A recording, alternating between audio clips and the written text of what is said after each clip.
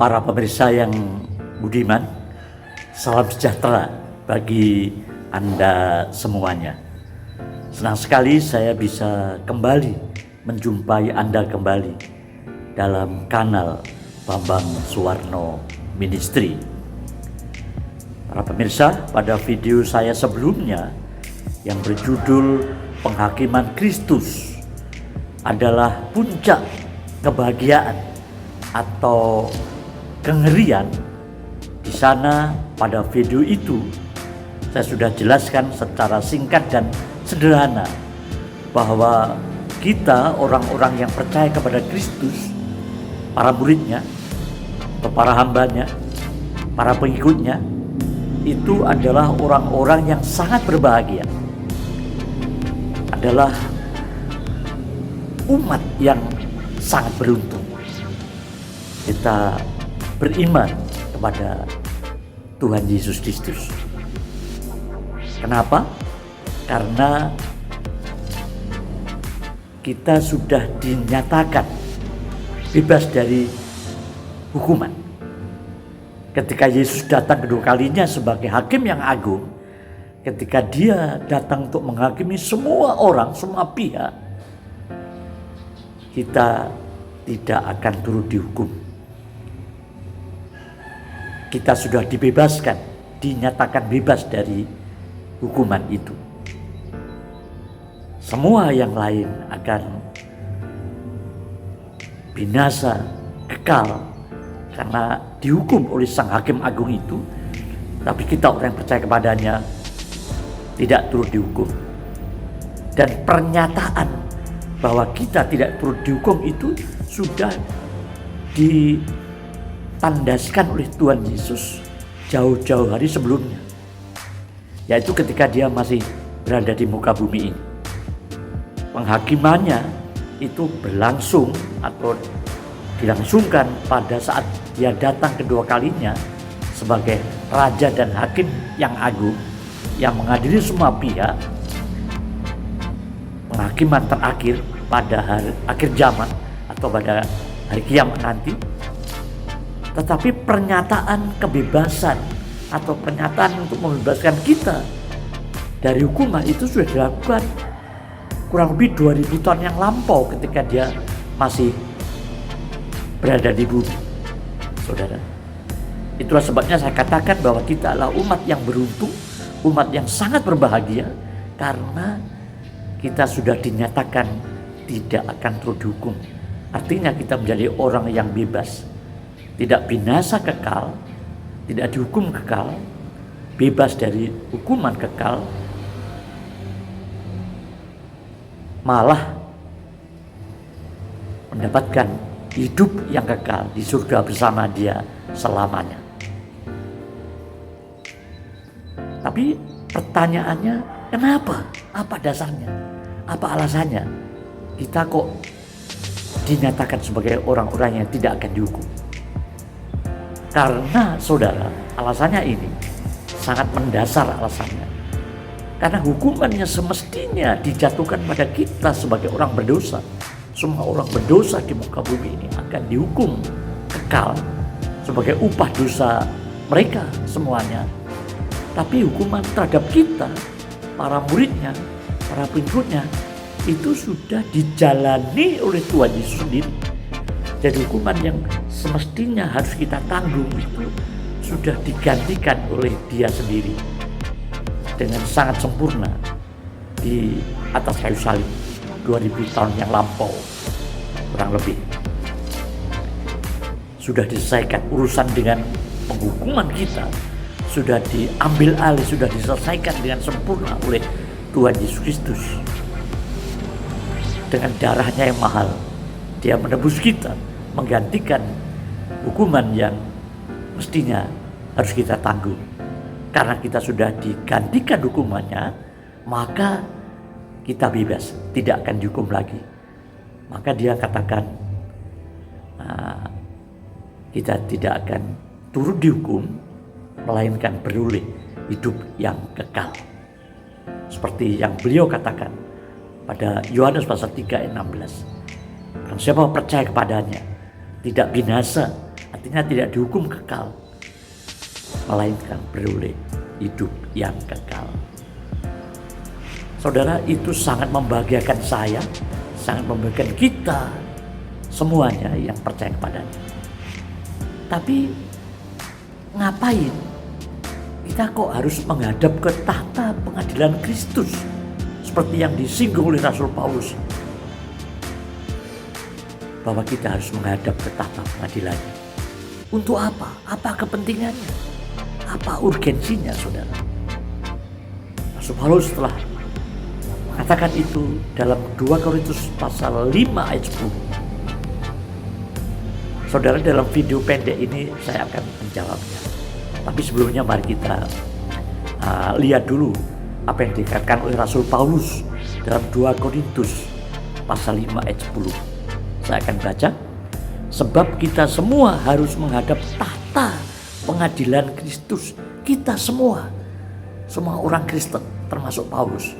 Semua orang percaya kepadanya, termasuk Rasul Paulus yang mengatakannya.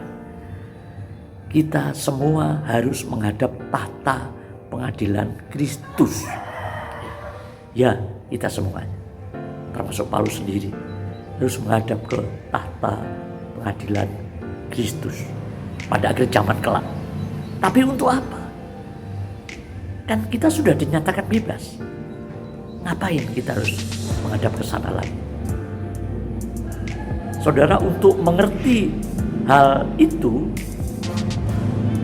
kita harus pahami lebih dahulu bahwa tahta pengadilan Kristus yang dimana kita harus menghadapnya kelak itu sama sekali berbeda dengan tahta putih yang besar yang tertulis dalam Wahyu pasal 20 ayat 11. Pada Wahyu pasal 20 ayat 11 itu ada tahta putih yang besar di mana Kristus akan menghakimi, menghukum semua orang yang namanya tidak tercantum, tidak terdaftar, tidak terregistrasi dalam kitab kehidupan atau kitab kehidupan anak domba. Jadi yang namanya tidak tercantum di kitab kehidupan itu akan dihukum di tahta putih yang besar itu pada penghakiman terakhir. Dia dihukum kekal, ke Gehenna atau ke neraka. Tetapi tahta pengadilan Kristus di mana kita harus menghadap kelak itu bukan tahta putih besar. Tahta pengadilan Kristus ini khusus hanya untuk para pengikutnya, para orang Kristen, para orang percaya kepadanya. Hanya dikhususkan untuk para muridnya. Ya. Jadi tahta pengadilan Kristus atau bema Kristus dalam bahasa aslinya itu berbeda sama sekali. Kalau tahta putih yang besar untuk menghukum kekal, kalau bema Kristus atau tahta pengadilan Kristus di mana kita harus menghadapnya itu justru untuk memberikan reward, untuk memberikan penghargaan, untuk memberikan apresiasi kepada kita, para muridnya, berupa upah surgawi. Jadi kita di sana akan menerima upah surgawi itu di tahta pengadilan Kristus itu, saudara. Saudara, sejak kita percaya pada Tuhan Yesus, itu kan kita menjadi hambanya dan Dia Tuhan kita. Itu bisa kita baca dalam Kolose pasal 3 ayat 24. Mari kita baca. Kamu tahu bahwa dari Tuhanlah kamu akan menerima bagian. Dari Tuhanlah, dari Kristuslah kamu akan menerima bagian pada tahta pengadilan Kristus itu yang ditentukan bagimu, bagi kita sebagai upah surgawi maksudnya. Kristus adalah Tuhan dan kamu adalah hambanya. Kita hamba Kristus, Yesus adalah Tuhan kita karena kita hamba yang bekerja baginya selama kita ngikut Dia di bumi ini. sampai kita dipanggil Tuhan, ya, selama itu pula pekerjaan kita akan diapresiasinya dengan pemberian upah surgawi. Jadi kita di bema Kristus itu tidak dihukum, beda sekali dengan tata putih yang besar, tapi justru untuk menerima penghargaan, apresiasi berupa upah surgawi kepada kita para hambanya yang telah bekerja baginya selama hidup kita mengikuti Dia. Juga kita lihat Wahyu pasal 22 ayat 12 dikatakan di sana, sesungguhnya aku datang segera datang kedua kalinya pada akhir zaman. Ya. Sesungguhnya aku datang segera dan aku membawa upahku. Jadi kedatangannya itu akan membawa upahku, upah surgawi, untuk membalaskan setiap orang menurut perbuatannya, menurut pekerjaan yang kita kerjakan, lakukan baginya itu sesuai kualitas dan nilai pekerjaan kita akan mendapatkan upahnya di bema Kristus itu. Jadi urgensi kita menghadap kepadanya di bema Kristus itu untuk menerima upah surgawi. Kita selamat, kita bebas, tapi di sana kita dilengkapi dengan upah surgawi. Jadi penting menghadap bema Kristus itu sesuatu yang penting. Kalau kita tidak menghadap, kita malah rugi.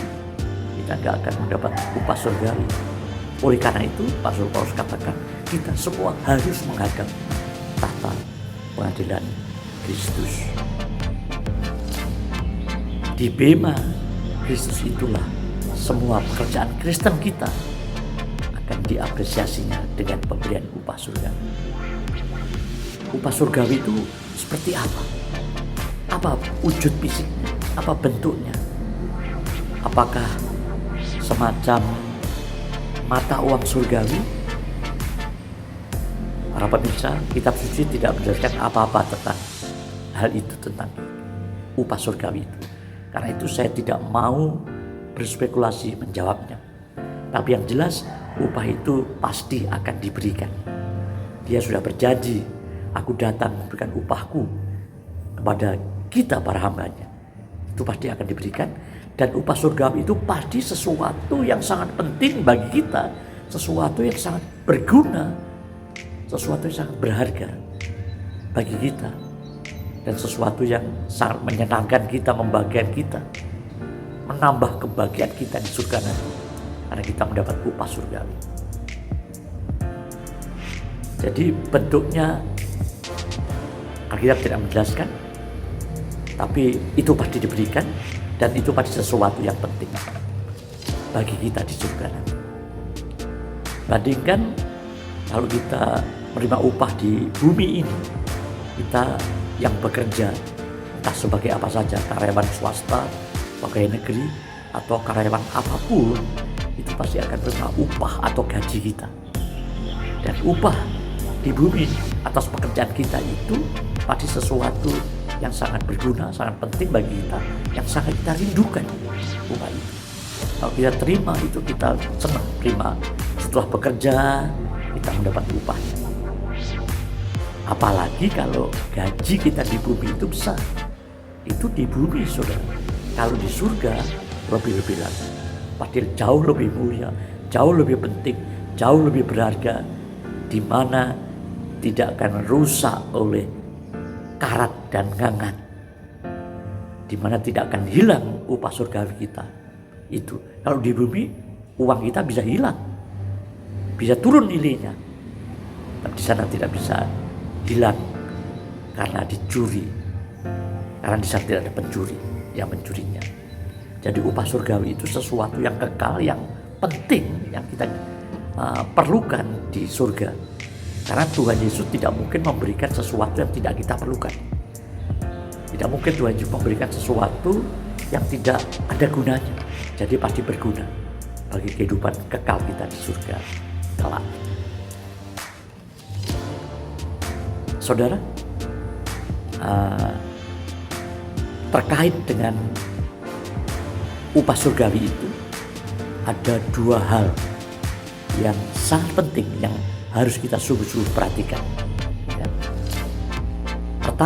Hal pertama itu adalah bahwa upah yang akan kita terima atau yang setiap orang percaya akan terima sebagai upah surgawi dari karya kita, kerja kita, itu jumlahnya berbeda-beda.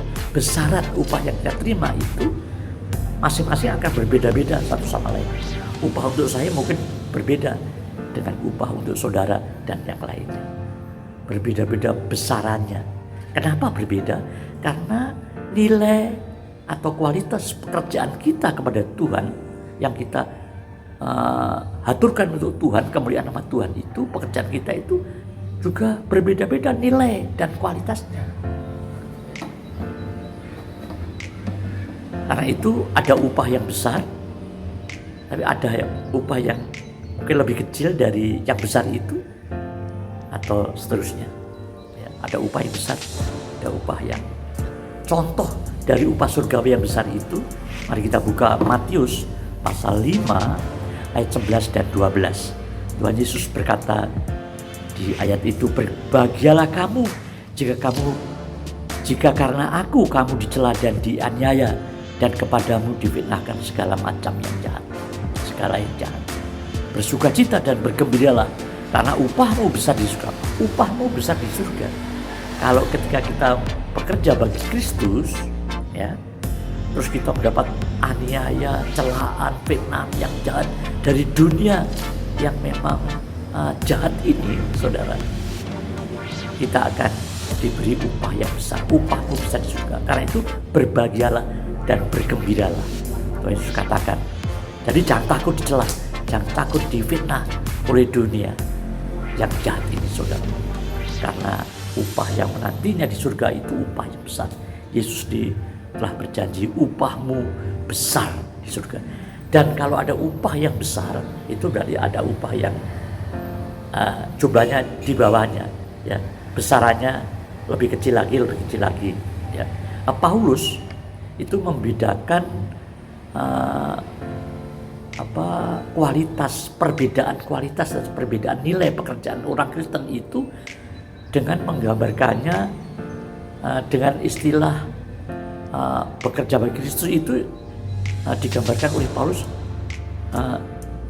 sedang membangun dengan emas. Nah, orang yang membangun dengan emas itu berbeda dengan orang yang membangun dengan perak. Paulus menggambarkan dengan istilah itu, perbedaan kualitas itu. Emas, perak, batu permata, kayu, rumput kering, dan jerami. Itu berbeda sekali. Emas berbeda dengan perak, perak berbeda dengan batu permata berbeda dengan rumput kering, kayu, dan jerami. Jadi karena adanya perbedaan mutu kualitas pekerjaan kita, maka upahnya yang kita terima juga berbeda-beda. Kalau pekerjaan kita nanti dinyatakan sebagai pekerjaan emas, bermutu emas, ya, maka upah kita pasti besar. Mudah-mudahan upah ketika kita membangunnya dengan emas, jadi upahnya besar, atau paling enggak perak, atau minimal batu permata, karena itu yang berharga dan upahnya pasti besar. Kalau kayu, rumput kering, jerami itu pekerjaan yang tidak berharga, yang tidak punya nilai, saudara. Dan kiranya kita akan mendapat upah sesuai dengan pekerjaan kita masing-masing. Tapi itu yang pertama. Yang pertama adalah adanya perbedaan besaran jumlah upah yang akan kita terima kelak. Selain itu ada hal yang lebih krusial lagi, ada hal yang lebih serius lagi, yaitu bahwa semua pekerjaan kita ternyata kelak akan diuji oleh Kristus dengan api, saudara. Alkitab mengatakan demikian. Semua pekerjaan Kristen kita yang kita lakukan selama kita ikuti Tuhan Yesus di bumi itu akan diuji dengan api di sana.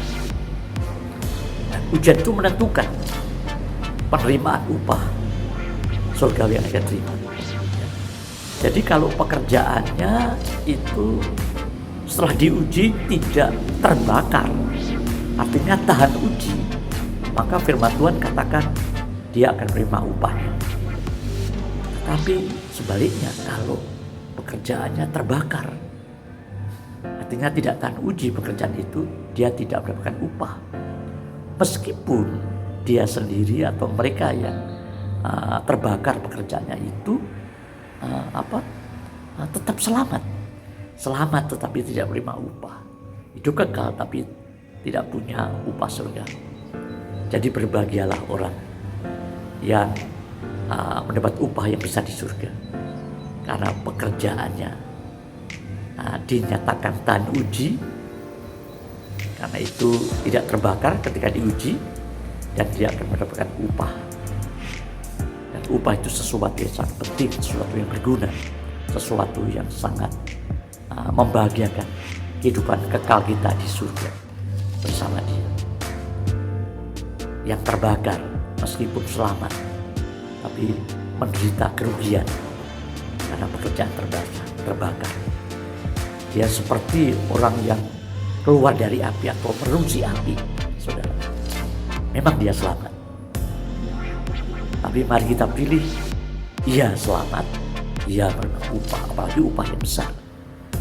Karena itu selagi kita masih punya waktu di bumi ini, yuk mari kita bekerja lebih giat lagi bagi Kristus.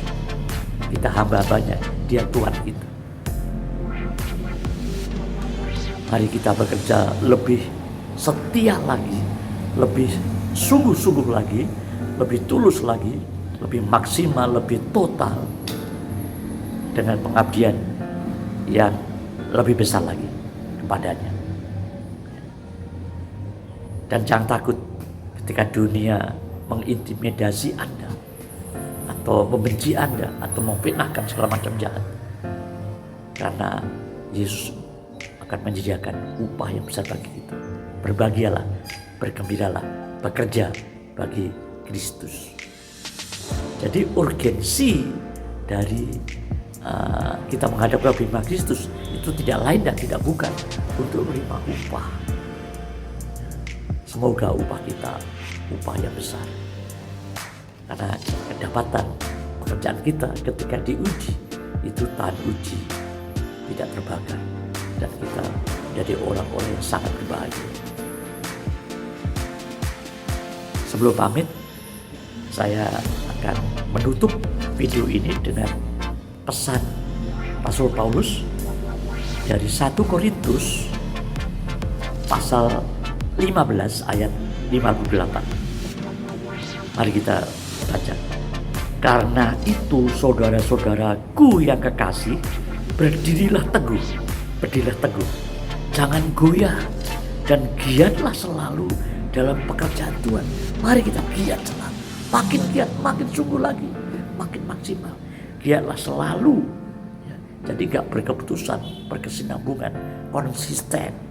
Giatlah selalu dalam pekerjaan Tuhan, sebab kamu tahu bahwa dalam persekutuan dengan Tuhan jerih payahmu tidak sia-sia. Jerih payah kita, yang kita, energi kita, potensi kita, semua yang kita kerahkan untuk bekerja bagi Kristus itu tidak akan sia-sia, karena Dia menyediakan upah surgawi bagi kita di bema Kristus, yang dimana kita akan menghadapnya kelak pada akhir zaman ketika Dia datang sebagai hakim yang adil. Demikian yang bisa kami sampaikan, kiranya ini bermanfaat.